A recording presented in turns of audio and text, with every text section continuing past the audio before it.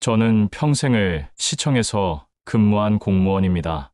30년 동안 책상 앞에서 서류를 붙들고 민원인들의 불만을 듣고 때로는 억울한 욕을 먹으며 하루하루를 버텼습니다.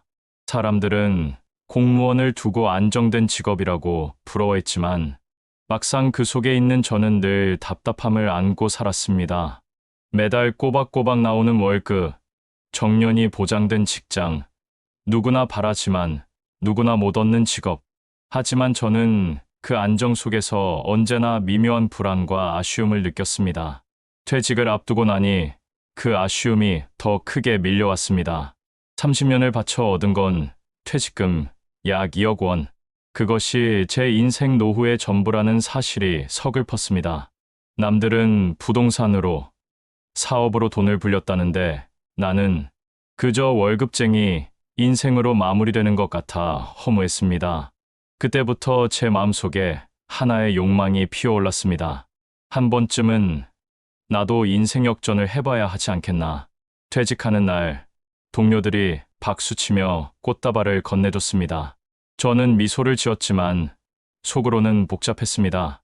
30년 근속의 대가로 받은 것은 퇴직금과 시계 한 개, 그리고 이제부터는 퇴직자라는 이름뿐이었습니다. 집으로 돌아와 통장에 찍힌 퇴직금 숫자를 바라보며 곱씹었습니다. 2억. 그 돈이 제 인생의 결실이자 동시에 새로운 시작이었습니다. 평생 성실히 살아온 보상이라 생각했습니다. 하지만 마음 한켠에서는 그것이 너무 초라해 보였습니다. 물가가 오르고 자녀들 결혼 자금과 노후 생활비를 생각하면 결코 넉넉하지 않았습니다. 그냥 은행에 넣어두면 1년에 이자가 얼마나 붙겠나. 평생 이렇게 살다 가는 건가. 그런 허무감이 저를 괴롭혔습니다. 그러던 어느 날 신문에서 미국 주식 이야기를 접했습니다. 애플, 테슬라, 아마존. 전 세계가 다 아는 회사들이 끝없이 성장한다는 기사였습니다. 머릿속에 불이 켜졌습니다. 이거다. 이제는 나도 투자를 해야 한다. 은행원들처럼 투자 지식을 가진 건 아니었지만 공무원으로 살아오며 쌓은 끈기와 판단력은 나름 있다고 자부했습니다. 처음엔 조심스럽게 시작했습니다. 3천만 원을 애플과 테슬라 주식에 나눠 담았습니다. 차트를 볼 줄도 몰라 그저 주변 사람들의 이야기를 따라 한 것이었지만 놀라운 일이 벌어졌습니다. 불과 반년 만에 3천만 원이 6천만 원이 된 겁니다. 그 순간 심장이 뛰었습니다. 30년간 모은 돈이 은행 이자로는 몇십만 원 늘어나는 게 전부였는데 주식은 반년 만에 2배를 만들어줬습니다. 이 세상이 이렇게 돌아가고 있었다는 걸 이제야 깨달은 기분이었습니다. 저는 점점 더 많은 돈을 주식에 넣었습니다. 결국 퇴직금 전부를 투자하게 되었고 계좌 잔고는 순식간에 7억 원을 넘어섰습니다. 모니터 속 숫자를 보는 순간마다 손이 떨리고 웃음이 절로 나왔습니다. 이제야 인생이 보상받는구나. 퇴직 후 무료하고 쓸쓸할 줄 알았던 일상이 이제는 짜릿한 희열로 가득 찼습니다. 주식 차트가 오르는 빨간 선은 마치 제 인생이 새롭게 떠오르는 태양 같았습니다. 그러나 사람의 욕심에는 끝이 없었습니다. 주식으로 5억을 벌었으니 이제 더 큰 돈도 가능하다는 생각이 머리를 떠나지 않았습니다. 그 무렵 인터넷에서 코인 이야기가 쏟아졌습니다. 비트코인, 이더리움, 도지코인, 하루에 20%가 오르락내리락한다. 주식은 이제 옛날 얘기, 코인이 진짜다. 그 말들이 제 귀에 계속 맴돌았습니다. 처음에는 설마 하면서도 슬쩍 발을 들였습니다. 5천만 원만 넣어보자 생각했죠. 그런데 정말로 며칠 만에 1,000만 원이 불어나더군요. 심장이 미친 듯이 뛰었습니다. 이 맛을 본 순간 저는 이미 코인의 세계에 중독돼 있었습니다. 밤마다 차트를 켜놓고 잠을 이루지 못했습니다. 새벽 3시, 4시에도 알람을 맞춰 코인 시세를 확인했습니다. 초록색 봉이 올라갈 때면 세상을 다 가진 듯 했고 빨간색 봉이 내려갈 때면 숨이 막혔습니다. 이건 내가 기다리던 진짜 기회다. 저는 결국 코인에 올인하기로 결심했습니다. 코인의 세계는 무자비했습니다. 어느 날, 전 세계 규제 소식이 들려왔습니다. 제가 투자한 코인들은 순식간에 반토막이 났습니다. 처음엔 곧 회복하겠지라며 스스로를 달랬습니다. 하지만 오히려 상황은 더 나빠졌습니다. 5억이 3억으로, 3억이 1억으로, 계좌는 바닥으로 곤두박질쳤습니다. 저는 모니터 앞에서 머리를 감싸쥐고 멍하니 앉아 있었습니다. 그동안 공무원으로 살아오며 얻었던 자존심, 성실의 상징이라는 자부심, 모두 한순간에 무너졌습니다. 무엇보다 가족들이 등을 돌리기 시작했습니다. 자녀들은 절망했고, 아내는 깊은 실망에 빠졌습니다.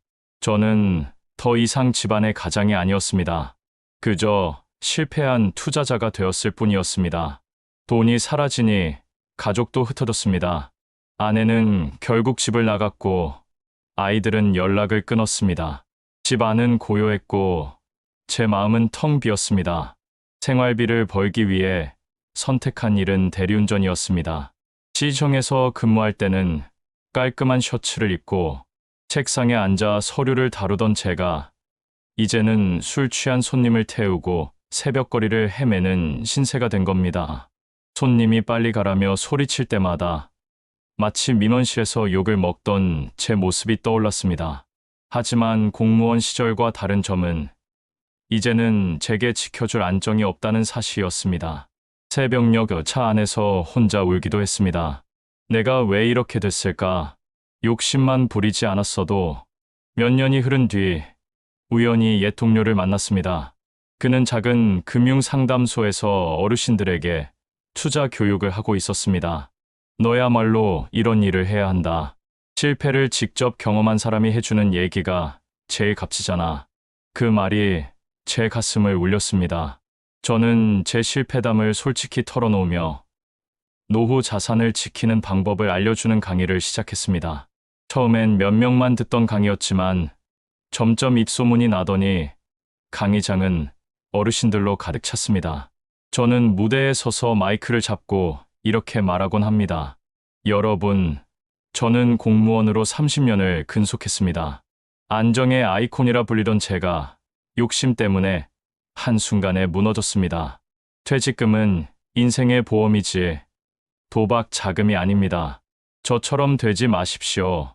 어르신들이 고개를 끄덕이며 메모하는 모습을 볼 때마다 저는 새로운 의미를 찾았습니다.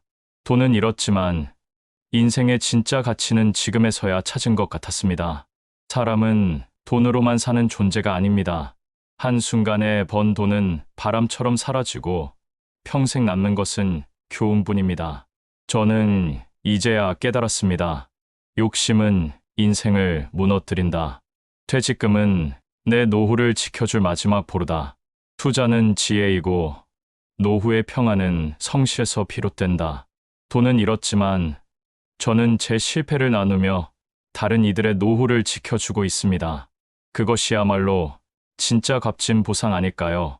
인생을 살아오며 가장 무서운 적은 외부의 위협이 아니라 바로 내 안에 자리한 끝없는 욕심이라는 사실을 저는 뼈저리게 느꼈습니다. 평생 공무원으로 성실히 일하며 모은 퇴직금. 그것은 제 땀과 청춘의 대가였습니다. 하지만 그 소중한 돈을 지켜야 할 순간, 저는 눈앞의 달콤한 수익률에 눈이 멀어 모든 것을 잃어버리고 말았습니다. 주식으로 번 돈이 제 실력이라 착각했습니다. 사실은 운이 따랐을 뿐이었는데 그 착각이 저를 더 큰 욕망으로 몰아넣었습니다. 결국 코인이라는 이름의 바다에 전 재산을 던져 넣었고 순식간에 바닥을 경험했습니다. 돈만 잃은 게 아니었습니다. 가족의 믿음, 제 자존심, 그리고 평생 지켜온 명예마저 잃었습니다.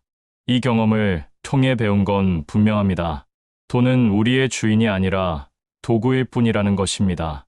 도구를 잘못 쓰면 손을 베이고 다치듯 욕심을 따라 무분별하게 굴리면 인생까지 망가집니다. 특히 퇴직금은 도박이 아니라 안전한 노후를 위한 최소한의 버팀목이라는 사실을 잊지 말아야 합니다. 또한 저는 깨달았습니다. 실패를 부끄러워만 할 것이 아니라 그것을 통해 다른 사람을 살릴 수도 있다는 것을요. 제 이야기를 듣고 누군가가 무모한 선택을 멈출 수 있다면 그것이야말로 값진 교훈이자 제 인생의 새로운 의미일 것입니다.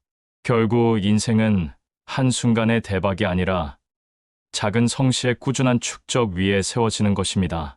저는 이제야 비로소 깨달았습니다. 욕심은 잠시의 쾌락을 주지만 지혜는 평생의 평안을 줍니다. 그리고 진짜 행복은 돈이 아니라 그 돈을 지켜주는 절제와 지혜 속에 있다는 사실을요. 망한 인생도 이렇게 다시 일어서려 발버둥치고 있습니다. 제 얘기가 마음에 닿았다면 구독과 좋아요, 알림 설정으로 함께 해주세요. 그게 제게는 또 다른 응원이 됩니다. 끝까지 제 이야기를 들어주셔서 감사합니다.